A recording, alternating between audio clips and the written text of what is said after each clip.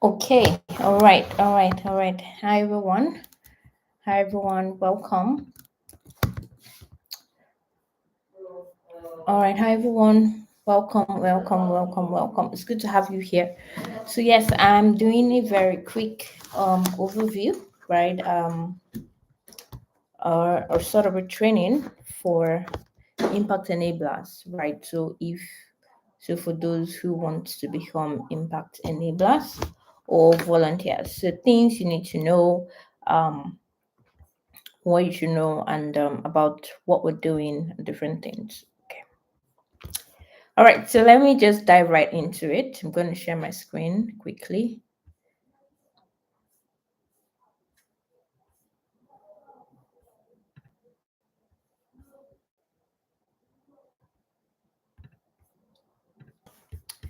All right. So welcome once again. Welcome once again, everybody. Yeah. So this is a training for impact enablers and volunteers in order to have outreach excellence.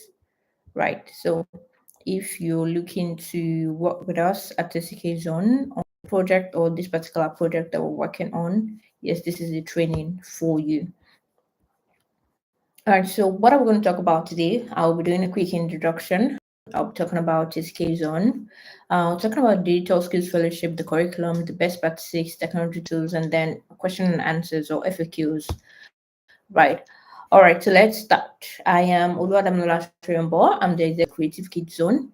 I have won a couple of awards, both locally and internationally. And basically, my goal or my purpose is majorly to ensure that no child is left behind, right? In terms of education, in terms of digital skills knowledge, right? Like being able to impact children in the urban environment, children in marginalized communities, right? Children who would not have access to these sort of trainings on a normal, right? So that's the term that they call it, digital inclusion. Yes, so I'm very big about that.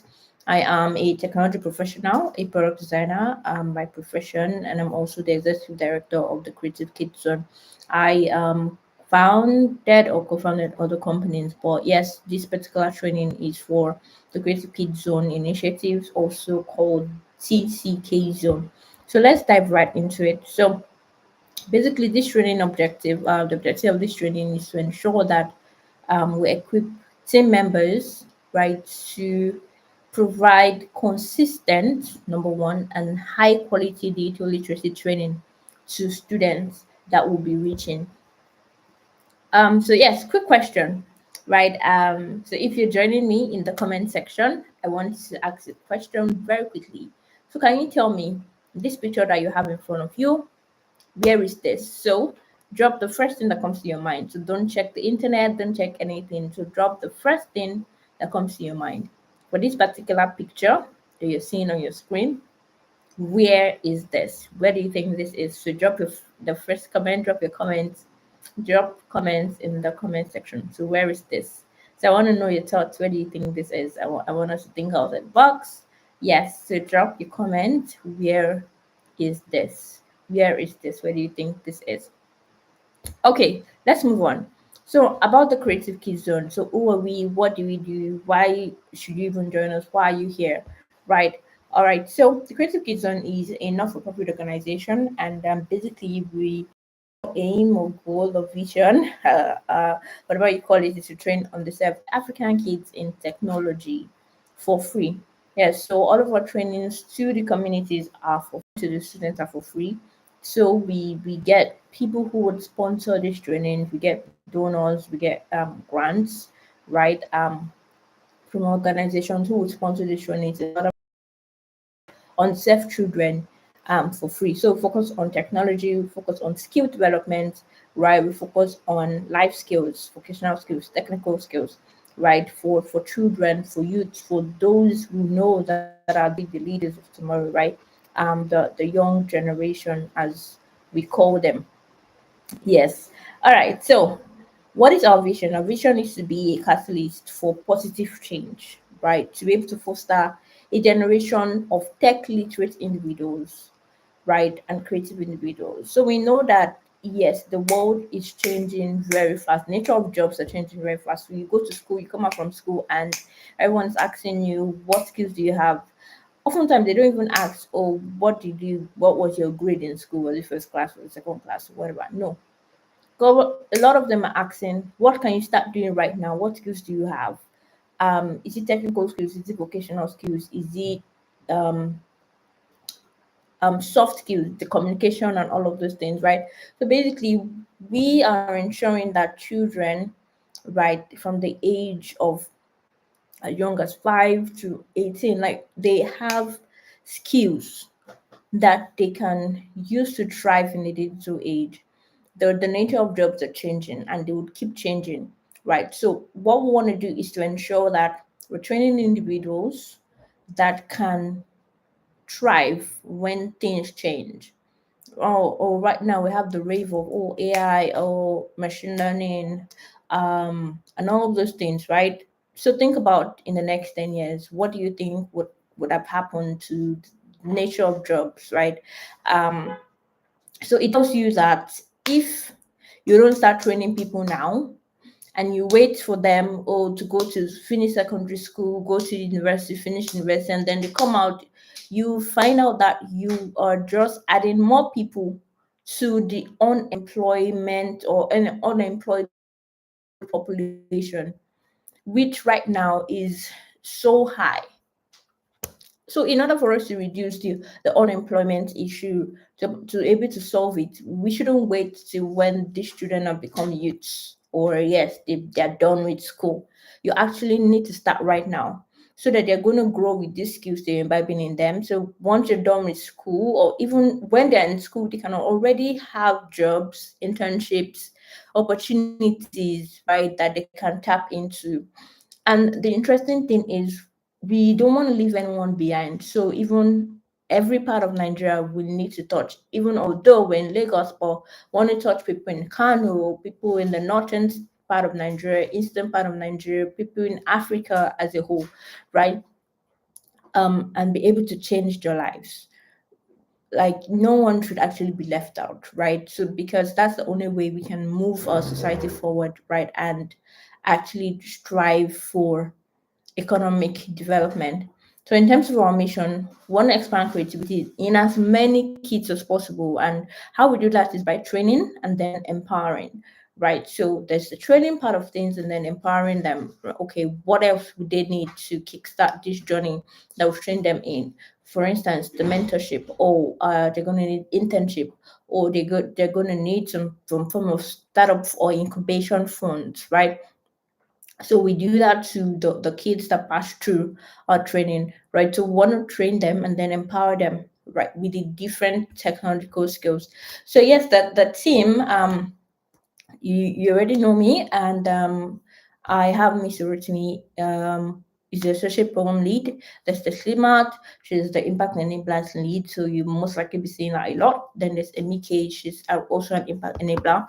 And also we have a community of over 100,000 volunteers, which you, I say 100,000, pardon me, 100 plus volunteers, which you would, if you're watching this, you're most likely you want to join us, right? Yes. So um, you're welcome, and we're so glad you are here. So you'll be adding to this population.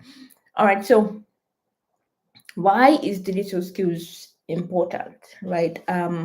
Why did we take it upon ourselves to train youths on this? We've talked about empowerment before, right? Um, it's been said that almost everyone in Nigeria lives on $1 per day, sort of, right? But the truth is, if everyone or at least one person in each family can be empowered to have a skill or to do something, right, they would elevate their family out of poverty. The thing is, we actually just need one person from each family, honestly, and you see the nation would thrive. And there's also employability, right? Okay, a lot of employers say, oh, all the graduates. So in as much as yes, they're very good in school, but they're not employable. So what exactly makes someone employable? So those are the things we actually need to prepare people for. What makes people employable, right? It's beyond being academically excellent. Now you have to be excellent all round. So what are the things that make someone employable? Those are part of the things we talk about or we train youths or individuals about here. Then innovation.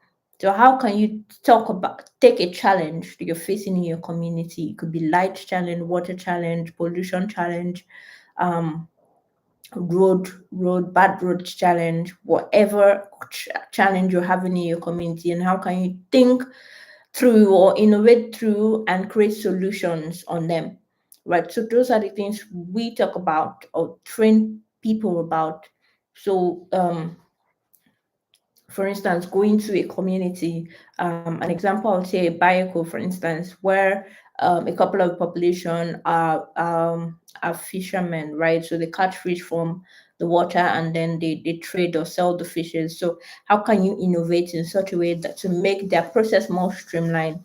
How can the teenagers there all come up with a website or an e-commerce platform, for instance, to build whereby they can put pictures of their fish and then upload it, or they can manage the social media of that community or the fishermen community in that area. And then from Instagram, people from different part of Lagos can access those fishes, right? Even which leads me to the next one, which is the global connectivity. So there are a lot of local farmers here that need to start exporting their goods. So these are the things we train the youths on, the children on. How can they use technology to thrive on a global scale? Or the global competitions, there are different solutions they can provide and export, right?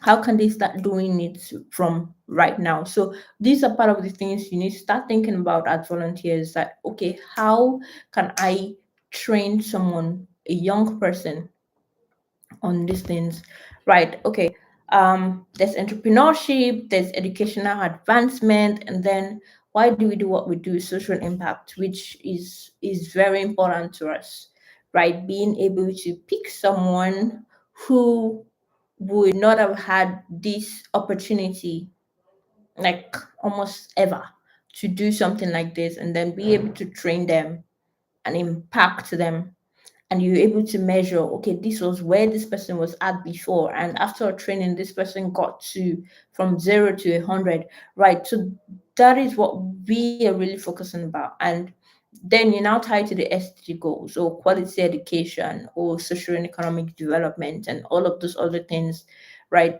We're very big on that. So at this point, I don't know if I have any questions, right? So if you have any questions at this point, you can drop them in the comment section, so that I'm going to take them one after the other. Okay, so let's talk about the project. So currently we are running a project, and it's called the TCK Zone Digital Skills Fellowship. The TCK Zone Digital Skills Fellowship.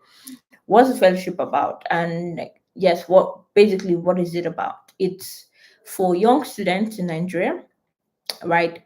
So it's a project that is aimed to provide accessible one and affordable digital skills training to 500,000 young students in Nigeria, Ghana, and Kenya, and yes, possibly Rwanda and Uganda, right?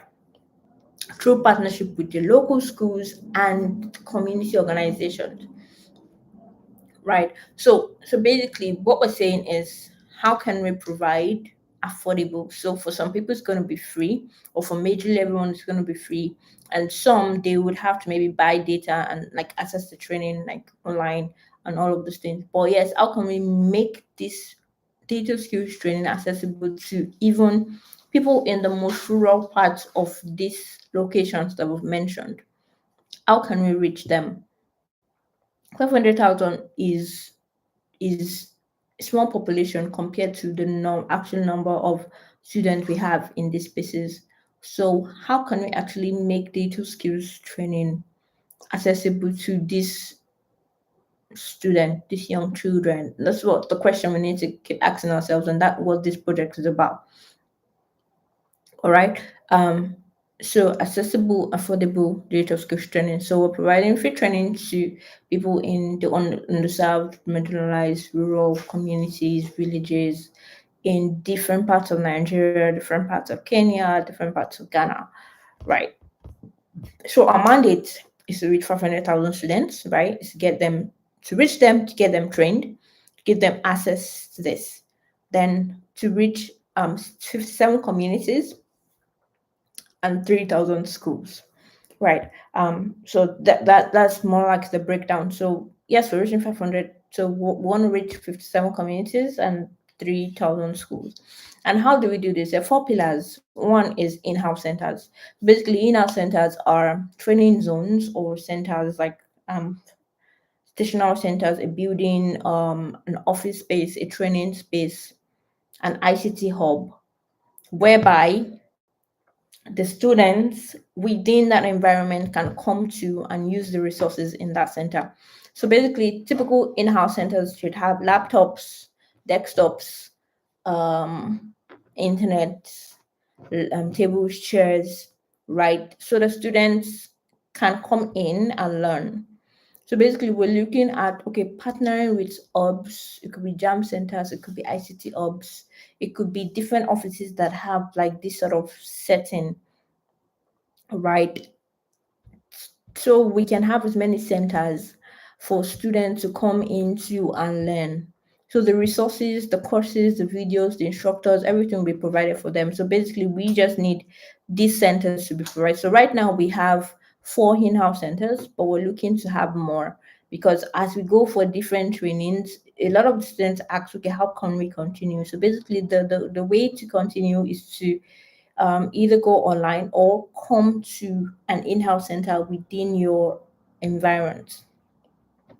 Right. So the next pillar is the school-based event. So basically, where we go to schools or students and teachers that are already enrolled in the school. So we go to their schools and we take them for a couple minutes, couple hours, right? A day, 2 weeks, 4 weeks, depending on yes that school and the type of impact we are reaching to achieve with the student.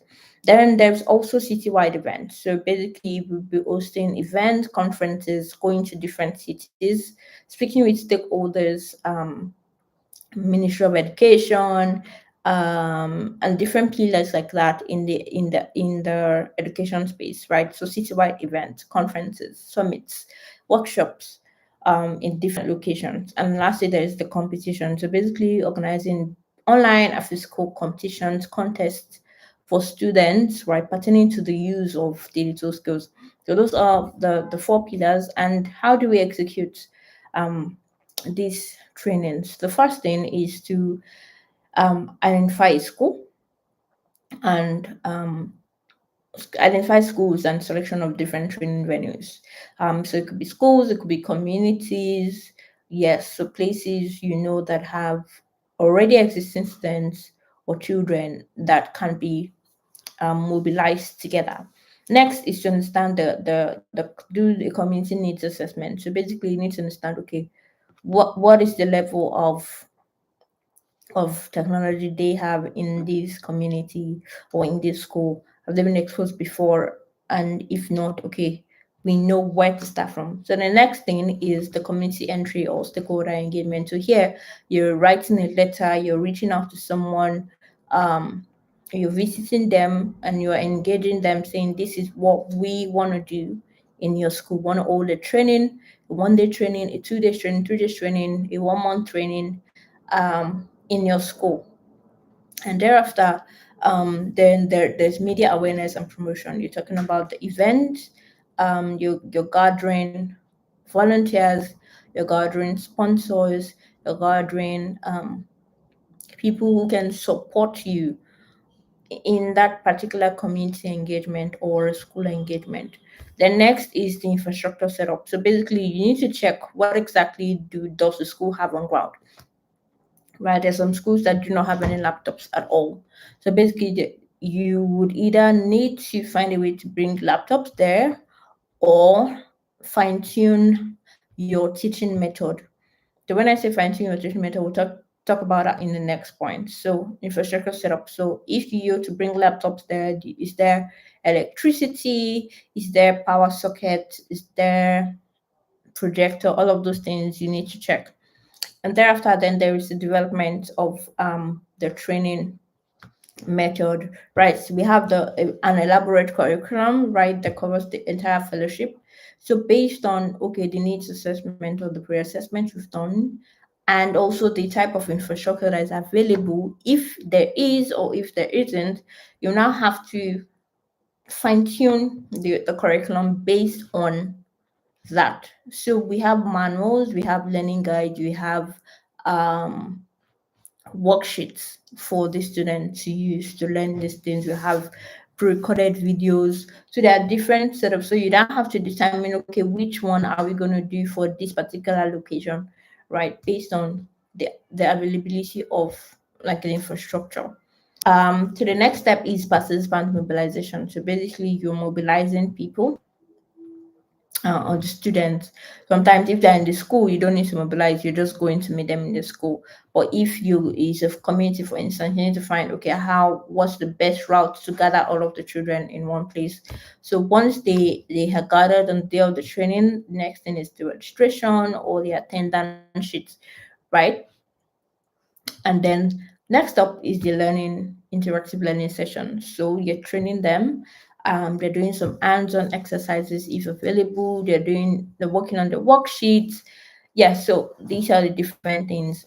And thereafter, then there's the feedback testimonial session. So you're picking one, two, three, four, five, six, whatever number of individuals to give you testimonial. So the student, you're picking the students, you're picking the teachers, you're picking the stakeholders, that's the principal or something to give you a testimonial. So so it could be written testimonial or a oral testimonial or a video testimonial.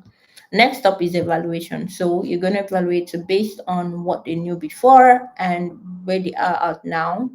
Like what are the has there been progress? So yes, there's some questions you need to ask them. There is the questionnaire for the pre-assessment and then the post-assessment, right?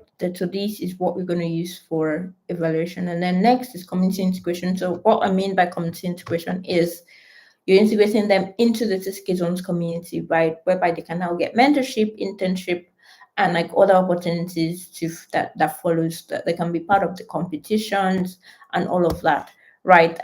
So next is documentation and impact stories. So being able to document, because all through the training you have to take pictures, videos of like different things happening so that we can put this together into a you can put this together into a document or a video, right? Next is sustainability plan. So basically, what's the plan to continue with this set of students? So apart from them joining the community, the next plan is okay, which place can we use an in-house center within that environment? Which office has like laptops that they'll be willing to let the children come in maybe once a week to use their facility. So next up is reporting. So yes, as volunteers, you will be required to report on what the project was about, how you went about doing it, if there were any challenges that you faced, and all of that. So yes, there's a report template for you to fill out, but yes, you'll be required to like report on the project. So yes, so we understand that there are diverse learning styles. Yeah, so before I continue, so if you have questions, please drop them on the comments, right? So if you have any questions, just drop them on the comments. So yes, so there are diverse learning styles, and learning is unique for everybody. So there's a need to understand, okay, based on the community you're going to, how should you teach them? There are places you need to use videos, there are places you need to do hands-on practical, the places you could use the manual, the places you just do a question and answer or a quiz type of training, right? So the places you have to understand the people, different children learn different ways. So they're visual learners. So you have the visual aids, the graphs, the charts, the images. So there's the cardboard and all of those things. Then there's the audio learners. So how can they listen to the audio, the training, right? And all of those things, right? So then there is the kinesthetic learners, those that learn by doing and experimenting. So for these people, you need to know that okay, you need to have hands-on activities, right? Either on the laptop or on like a sheet of paper where they're writing things down. Then there's reading and writing learners, right? So they thrive through written words. So you need to fully understand, okay, what type of learners are you dealing with in order to know, okay, what type of teaching method you're going to use.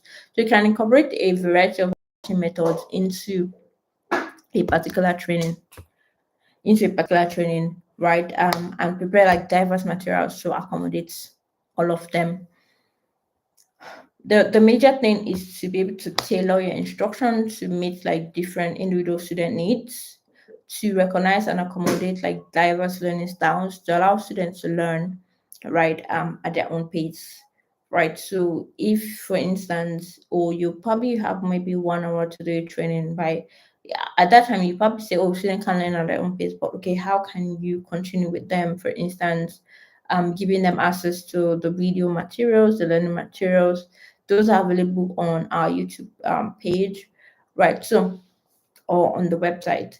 So, and also being able to evaluate the student based on the methods they use to learn.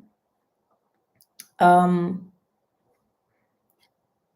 all right, so I'm going to stop here for now. All right, and I'll take some questions.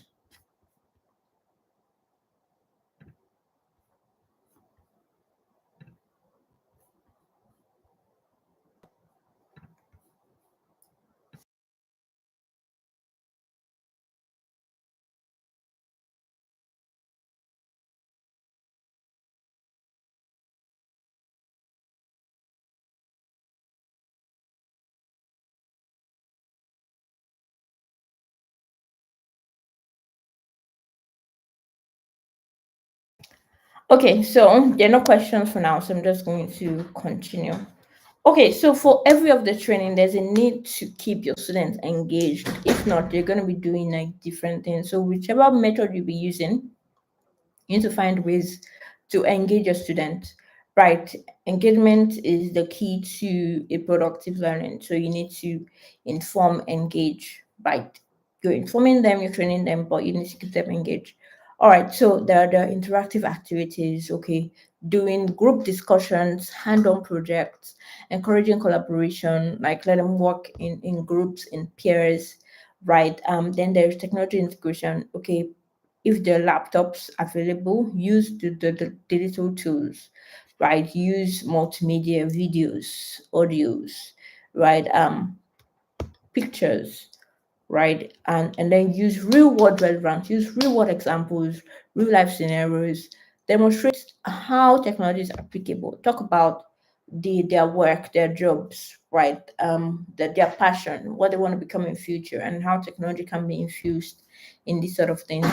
Now there's gamification. You can introduce games elements into your lessons and like create a sort of competitive and enjoyable learning atmosphere.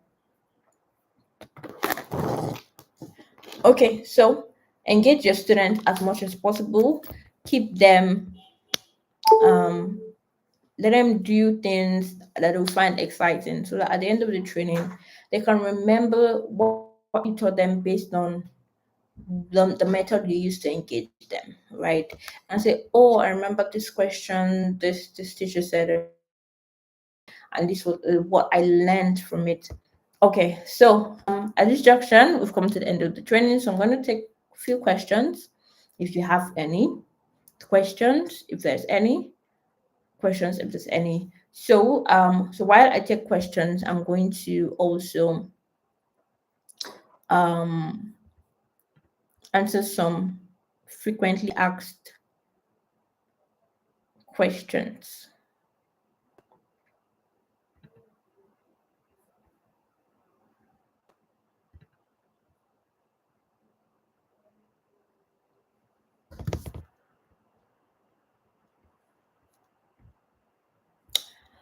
Okay.